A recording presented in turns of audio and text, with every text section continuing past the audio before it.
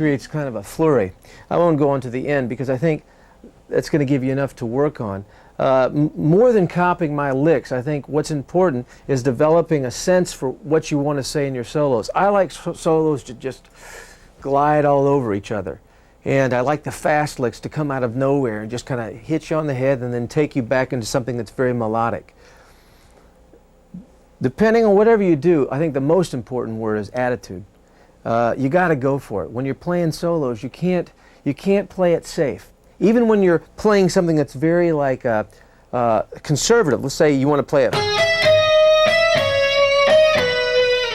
Well, that's one way of playing it, but if you put a little soul into it.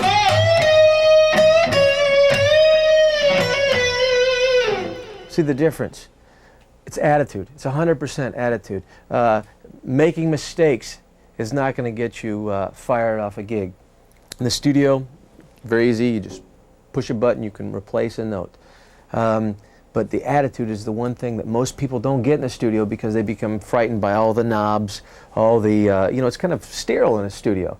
So if there's anything I'd like to encourage you on, when you play, go for it. In the studio especially, because you don't have crowds there trying to help you out with it.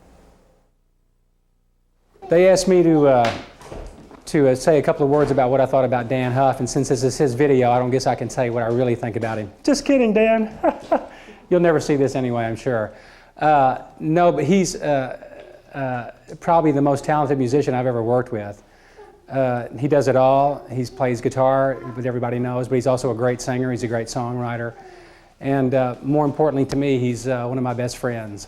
So this bud's for you, Dan. Dan Huff has been my mentor on guitar for at least 3 weeks now. And I can't say enough about what he's done for my playing. And actually, I'm a keyboard player, so you don't want to hear me play guitar. But he's been a great friend and a great person to play with. I've worked with him for about almost a year now. And it's been a great time. I can't say enough about him. What can I say about my brother? I'll say only good things. I've known him for a long time, and he's been inspiration to me musically, the way he thinks through things, and he's a total musician, the way he approaches the guitar. He's probably the best compliment I can give him is he can shift gears with any situation and come up, you know, landing on his feet. How's that, Dan?